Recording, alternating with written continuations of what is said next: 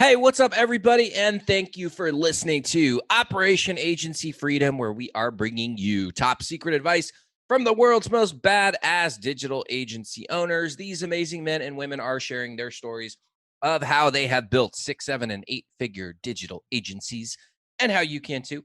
My name is Chris Martinez, of course, CEO of Dude, where we help digital agencies by giving them the people and processes so that they can take on more projects and scale profitably. And if you're out there and you're looking for a new book, I highly recommend that you pick up a copy of my new book, Never Wear Pants Again, where we'll share with you all the secrets that we've learned along the way of how to build a remote team so that you can survive any environment, including this crazy pandemic that we're going through now. So you can, of course, go to Amazon, pick up a copy of that, or I'll actually give you a free PDF copy if you just go to neverwearpantsagain.com, put in your name and email, and we'll send you off a free copy right away. So with that being said, I am very excited to have on the show today my friend Franbeau, who is the managing director at Agency Rocket Fuel, as well as the managing partner at Augmen Digital. Welcome to the show, Franbeau. How are you doing today, sir? Chris, I'm so excited to be here. Thanks for having me on. And by the way, for your listeners, they should get your book. It's one of my favorite books so far. It's an easy read, Thank you. and it's like, it just gives you that perspective, right? So I love the book that you made, man. Thank you very much. I appreciate those words of kindness. And I'm excited to have you on the show. So are you in Bakersfield today? Yes, sir, I Nice. am. How's the weather? I know that there's a lot of like rain going through Central California. So I didn't know if 100%. that's We usually don't get rain here, but last night as I was heading out, like it was raining hard. The last few days, the winds were really strong. In fact, there was like a gas station that the roof fell off oh here in my God, Bakersfield because of that. And I that's was like, crazy. wow, that's interesting. But yeah, it's been pretty strong, like the winds here the last few days. Crazy, man. Well, I want to talk about your journey because you have a really cool immigrant story. You were born in the Philippines, moved to the States when you were around 12 or 13 years old. Now you're living in Bakersfield, California, which is, I'm guessing it's very different than where you started out. Yeah. As part of our roundtable discussion, that's what I would love to focus on today. So why don't you tell us, the brief version of your story, and then I want to ask you some other questions about that as well. Sure. So originally my grandfather, he worked for a bank in the Philippines, right? And he just wasn't making much money. So like the narrative in the Philippines is that, you should become a nurse, you should become like, someone in the medical field and then you go Yes. abroad, right? He wasn't, he didn't have the time to become a nurse, so he just went to the United States. He applied to become a caregiver and he just stayed there for most of his life after that. And then my mother, who also worked for a bank, again, like she migrated and followed my grandfather, right?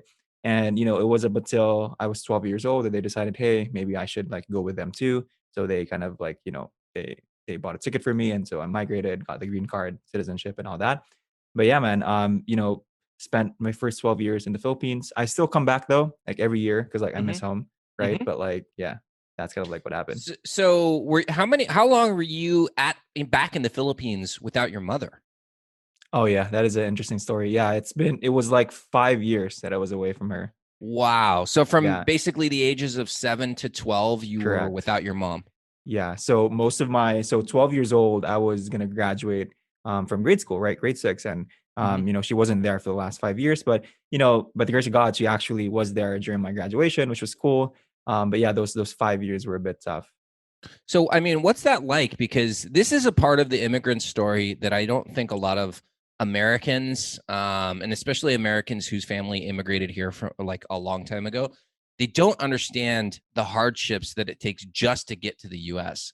So, tell us, what was it like for those first, and those are very formative years for a young man. Like, what was it like not having your mother around? Like, how did you communicate? Who was looking after you? Like that sort of stuff. You know what, man? When she left, right? I remember this. Like, I was at the airport. I was wearing like my white sando and all that. And Mhm. like, when she left, I just didn't understand why she had to leave for a really long time, Well, I mean, right? it's understandable. You were 7 years old, Yeah, like yeah. what 7-year-old understands that? Yeah, I didn't understand. But then, as the years went by, she would always keep in touch with me, right? But it was hard because like when you go to school, right? And I didn't really have my father with me at the time. Like, they Hmm. had a rocky relationship. But Hmm. then, I had my grandmother with me. Hmm. So I spent most of my years with her. But again, it was tough when you see other parents, right, with their kids, and it's like, why don't I have that? Yeah. So that kind of calloused me, right, all Yeah. those years, and made me, a different person in a good way. But like, I just had to kind of understand why it was happening. And interesting enough, like, I feel like that's been fueling my passion for like creating remote jobs all over the world, maybe with a bias for the people in the Philippines, because I don't want people to go through what I went through, right? Yeah. When people had to Totally. leave the country for another country. I feel like with remote work, and I'm sure you can agree, it's like they can make a decent amount of income, right? Like Yep. working where they are, if they can Absolutely. leverage that. Yeah. Yeah, absolutely, man. That's crazy. I mean, and thank you for sharing that. I definitely appreciate that. And it's very inspiring. And if you don't talk about that in your marketing, please start to incorporate that into your business story too, because it's powerful, man. Like that's one of the things that sets you apart. So now let's just fast forward, so you're in the United States. I know they teach English in the Philippines, but what was it like? Did you land in Bakersfield specifically, or did you wind up in a different city? No, we were straight to Bakersfield. Yeah. Okay, cool. So very different environment because Bakersfield, it kind of is like a cowboy town. Yeah. It's more modern, now, but it was always known as a place for like Johnny rodeo and Cash and all yeah, that. it's Yeah. exactly. So what was that culture shock like for you being a 12-year-old, almost a teenager, now being thrust into a completely different environment? And I don't know if maybe you were like the only Filipino kid in town, but I can't imagine there was a lot of Yeah. Filipino immigrants in town. That's true. There wasn't a lot. What's interesting is I thought, when you see the movies and you picture the United States, you think tall buildings and Statue of Liberty and all that. And then I went to Bakersfield. It was like the tallest building here is 7 stories high. You know, Right, so I right. was like, this isn't what I pictured it to be. But I mean, like that's when I fully understood that there are different areas, different states, right? Hmm. But yeah, yeah. Now, did you face any like did you get bullied, or I don't know if you guys faced any discrimination being the immigrant family? Like was it tough for you going through now like your teenage years as the new kid You in know a what? new country? Yeah, thankfully, like not really. Yeah. Yeah, I was thankful that we didn't really have to go through that. I at first though, I did kind of feel shy. I didn't really feel like I could. I didn't feel empowered, right? Hmm. But yeah, I didn't really have to go through the whole discrimination thing and all that. Awesome, man. That's good to hear. Yeah, Yeah, because I mean, I always worry. Like my family immigrated. My grandfather immigrated to the states in the early 1900s. Mexico. My mother immigrated from Taiwan. So I had like kind of like 1.5. I'm like the 1.5 generation because my right. my father grew up his whole life in the U.S. and then my mother, it was her first, or she was like the first one to come over. So kind of different immigrant experiences for me. But I always like worry like for people that come over because I mean I saw how the kids who came, and we can say Yeah, this because we're Asian, those Fabi kids that came over that were fresh off the boat and like they just got destroyed yeah, by a lot of the Americans that were already here. And on top of that, like even like Asian Americans that have been here for a generation or two, they would pick on those kids too. they would. Yeah. So looking back, it was like, I feel bad for What's them. What's interesting though is I kind of feel it more now, like in the business world, a little bit compared to when Yeah. I was like younger.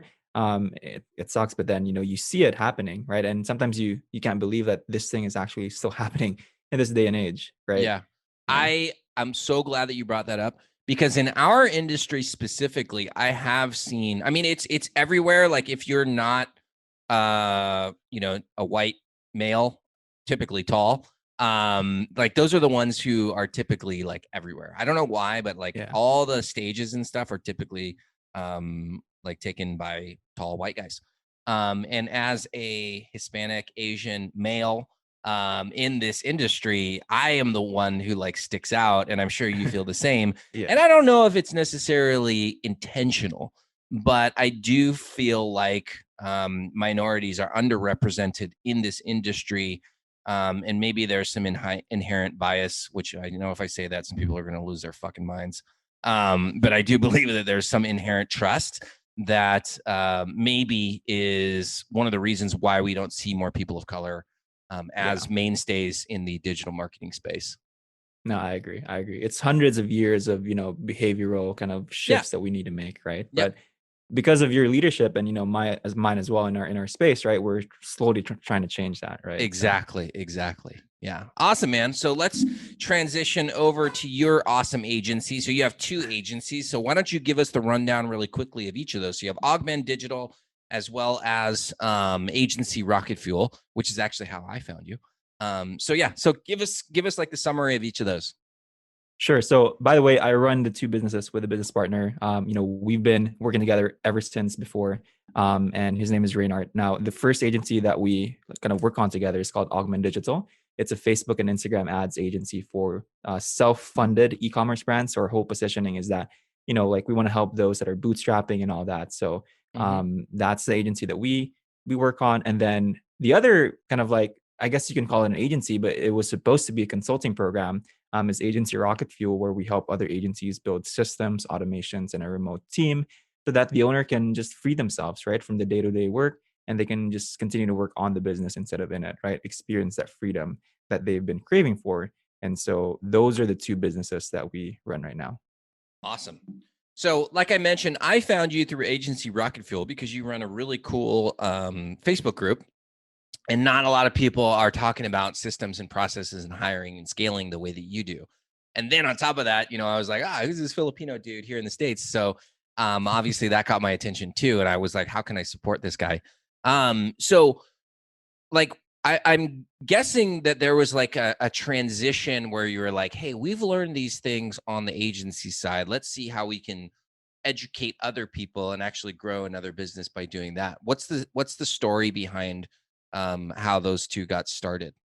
Yeah, so there are two kind of like stories that converge here. One is that as we continue to grow the agency, right, Augment Mm-hmm. Digital, we were so focused on like fulfillment and operations, Mm-hmm. and we were part of like different like paid communities, right? Like we would invest to mentors that would help us grow the agency, and we would just share whatever systems that we had, Mm-hmm. right? Just because we wanted to give back, we didn't really have an idea there that we would kind of sell this. We just Mm-hmm. wanted to help other people. And the more that we started posting about that, the more people started to notice. And they're like, hey, can you build this for us? Or can you do this for us? And so that's when me and my partner realized that, hey, there is actually a market for this. Now, the other story to this is that we both, kind of like have a background in engineering and kind of studied systems and all that. So we were like, Mm-hmm. we never got to use it, right? So let's just use it. So, Right. we kind of decided, hey, let's turn this into a program. And then that's kind of how it became, right? It was just from other people noticing our stuff and asking us if, hey, can you do this for us? So like, systems and processes, it's a very broad term in the agency space. I kind of dumb it down and I say like at its core form, like a system is really just like a checklist. What were some of the systems and processes that people were initially coming to you for and asking you to help them build out? Okay, so the very first one was our onboarding automation, right? So what we noticed at that time was most agencies, they had to onboard manually. So they Mm-hmm. would send the welcome email, they would put the Yep. forms together, the files, the Google Drive, all that. And so at that time, for us, we already had a Zapier automation that did all that automatically, Oh, wow. right? Yeah, so you fill up a form and all the assets get created. The welcome email gets sent, right? Everything Mm-hmm. that you have to do manually that would take you about an hour and a half or 2 hours, you could do in like 5 seconds, right? Because you fill up a form. So that Mm-hmm. was the very first thing that we started selling. Second one was like our KPI tracking. And then third was like the checklist that you mentioned, right? Mm-hmm. Like, Mm-hmm. what do you do once a client is onboarded, right? So you have the checklist, you do it, it's an SOP. And so those were the three main things. Awesome. So now, what year did you start Agency Rocket Fuel? It's about 2.5 years Okay, now. cool. Yeah. So we're 2.5 years in. What has changed in the things that you are helping agencies with on that side, or has it changed? You know what? The three things that I mentioned to you, those are still our three core pillars, but there are Mm-hmm. two things that we did add. One is that we are now helping kind of people hire team Mm-hmm. members, right, from different places around the world. Mm-hmm. Um, and then the next thing that we kind of implemented is like agency coaching. Because before it was like we would just help them build the systems, but Yeah. we were finding that once they had the systems, they needed the clarity to like really grow their business. So we started, hiring people that actually had agency experience aside from me and Reynard. Right. So now we have a success coach that runs his own agency, Mm-hmm. which hops on, hops on weekly calls with clients so that they can, he can guide them and then like direct them moving forward. So those were the two new things that we added. Gotcha. So I know that I think you actually put on a training yesterday about hiring, and I sent it to my fiance so she could watch it. Because I want to learn how you guys do things. But when it comes to hiring, it's one of those things where like most agency people, and by most, I think like 80%, maybe even more, are not good at hiring. Like most people in general in the agency space, they just kind of fall into it. Like they get really good at something and then somebody asks them, "Hey, can you do that for me?" And then that turns into a referral and another referral. And before you know it, you got this team. You don't even know how to manage them really well. But money keeps rolling in.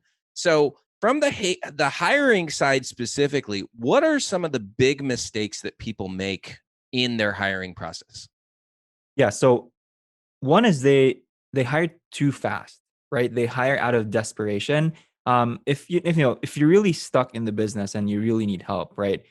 You could get a contractor to kind of help you out, but like when you make the long term decision of getting someone on board, you got to be very intentional about it, right?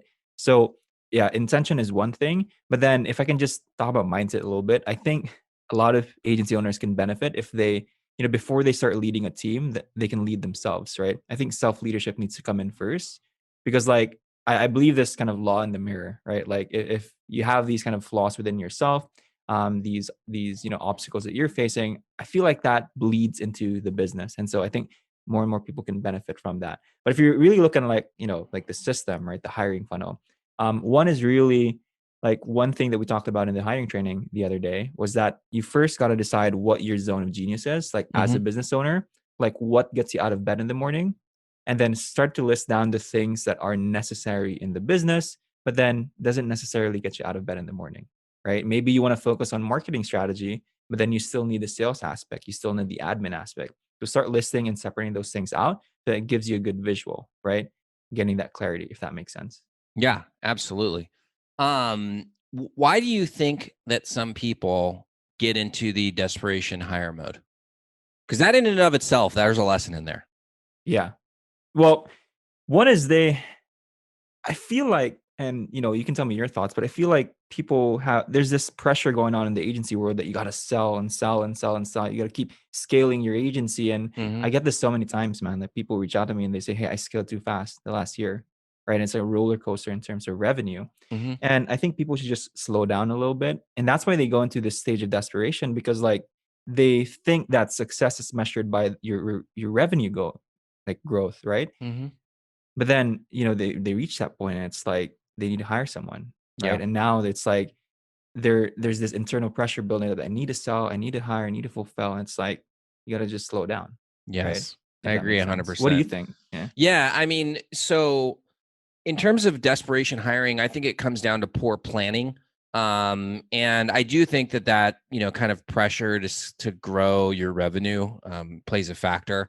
Um, I don't think enough agency owners are focused on profit, right, and net income, as well as growing their own personal income.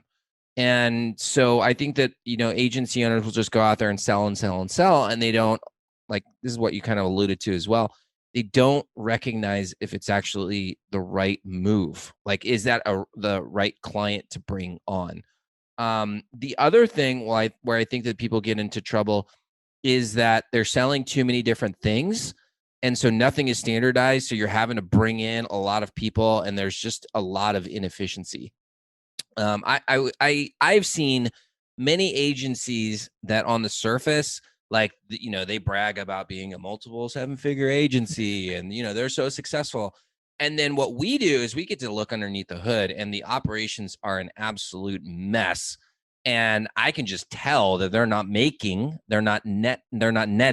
as much money as you would think that they are. And these people might be on those big stages, right? They're telling everybody how to do run the agency and whatever, and I just look at it and I'm like, I know what's really going on. Like, Yeah. like not to take anything away from them, not to take anything away that they don't know how to get new clients. But in this business, I believe that operations is really where you're going to make or lose all your money.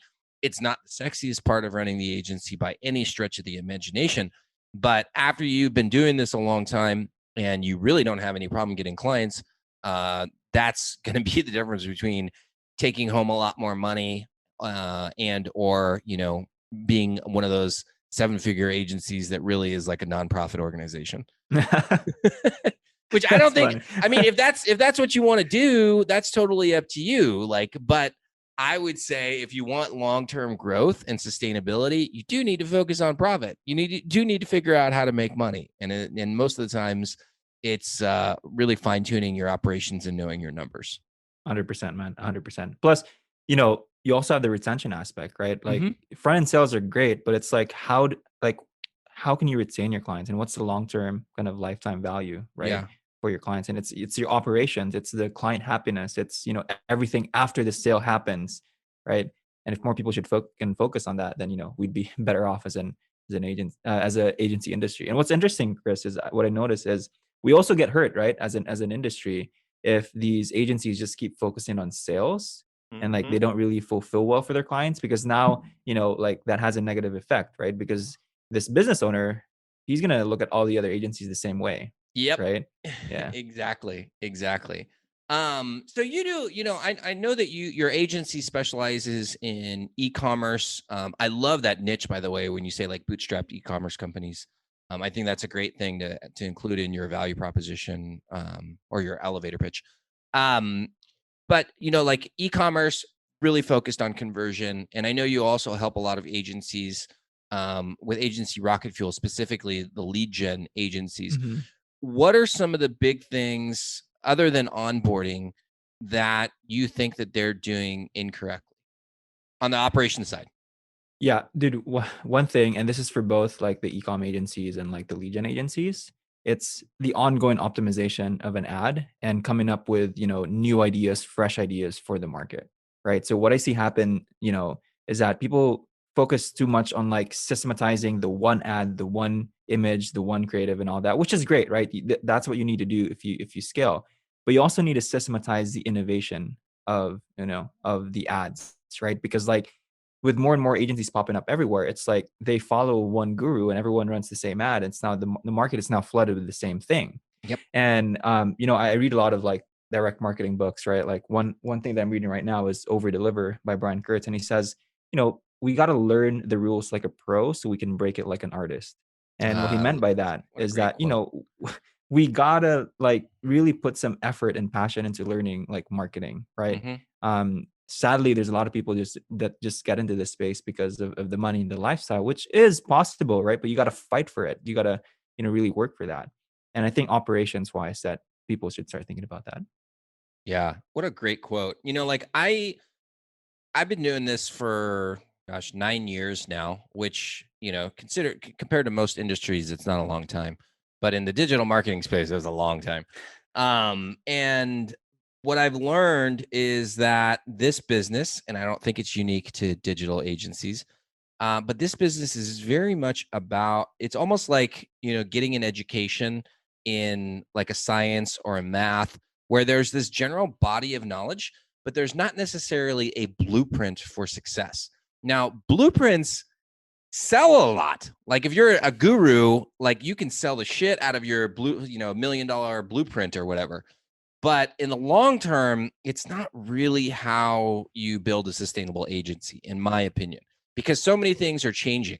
What I think that people really need to learn is a framework. And a framework is something that is generally constant, across the evolutions within the industry. So you know that the framework in general is going to work, and as long as you stick to that framework, you'll be successful.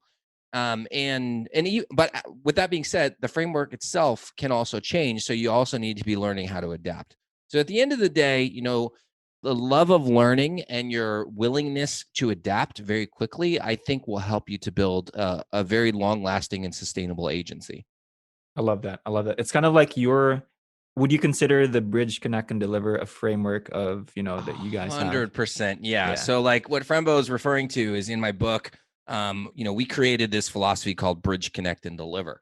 And what I talk about is that Bridge, Connect, and Deliver, like we've created specific steps that are working for us right now. And actually, we're reinventing some of those ways that we do the delivery.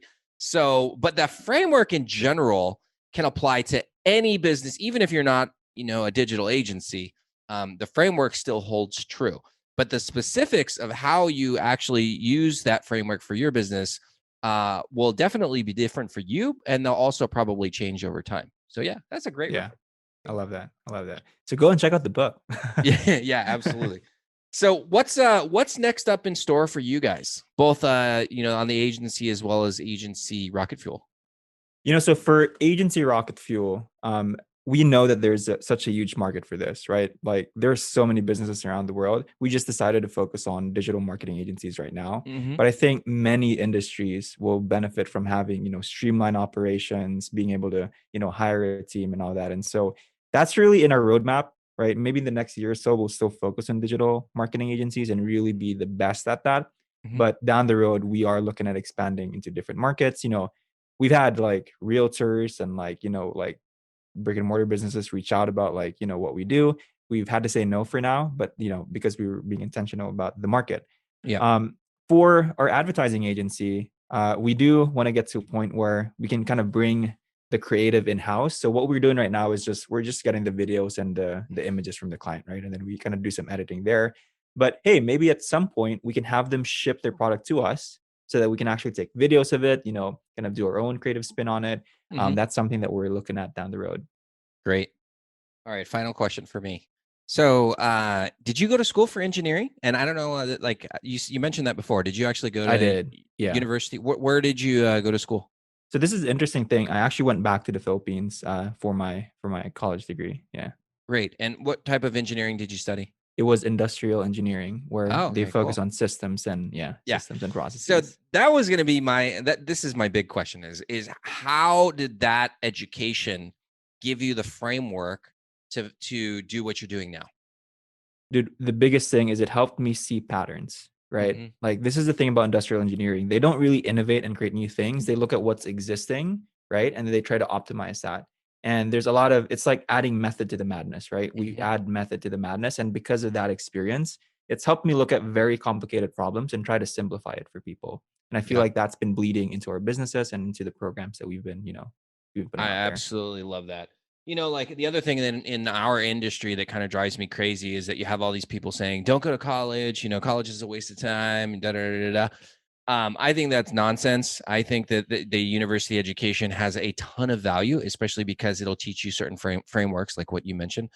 And while the debate about how much should you pay for that education, I don't necessarily think that you should be paying $100,000 a year for an undergrad. Right. That seems absurd. But the concept of going to a university environment where you can learn from some very, very smart people, I think that that's fantastic. And clearly, I think that that's paid off dividends for you. Yeah, it has been. And I agree with you. If you go to college, right? Like if you just use it the right way, it helps you to think, right? It helps you to expand your mind. Exactly. Right? Exactly. Yeah, I love that. Cool, man. Well, we are basically out of time. So what is the best way for people to get in contact with you? Yeah. Well, first and foremost, man, like I do want to kind of like give back to your community. Like we created this training. If you're looking for a designer and developer, there's no other place you should go to but like Dude Agency, right? But then if you're looking for like roles outside of that, let's say you need an admin or like you maybe need someone else. We put together a training on hiring and the principles and the frameworks and even how we run our hiring funnel. And, for listeners of this podcast, you can go and check out agencyrocketfuel.com/dude. And then, we have the training there waiting for you. But if you want to reach out to me, you can just search me on Facebook, Franbeau Beduya, or check out agencyrocketfuel.com. And who would be the perfect person to reach out to you today? You know what? If you are an agency owner and you've been stuck in the hamster wheel of fulfillment, you're becoming the chief everything officer of your business, and you just want to take a break, right? That is the perfect person, right? We can help you out. We can help you build the systems, the automations, and the remote team so that you can remove yourself. Awesome. And really quickly before we forget, because this is how I found you, what's the name of the Facebook group? Yeah, go ahead and search 7-Figure Agency System Strategies. There's still a name after that, but if you just search that, it'll pop up. The cover photo is like a rocket mission control center, so you guys will notice it. Yeah, definitely go sign up for that as well. It's totally free. They're constantly doing trainings in there, and you can ask questions, of course. It's a very, very valuable resource. And one of the things that I love the most is that there's not a lot of people sharing the type of information that Franbeau is teaching. So it's even more valuable because there's nobody else teaching it. Well, us, but And other then than us and Franbeau, we're the only ones. Yeah, because you have the dude school, right? Which I think is amazing and people Yeah. should learn more about. Yeah. Yeah, totally. Awesome, man. Well, thank you so much for being on the show today. Everybody who's listening, make sure you check out Franbeau's stuff and take advantage of his offers, as well as make sure that you tune in next Thursday and every Thursday for the next episode of Operation Agency Freedom. Bye, guys. Thanks, Chris.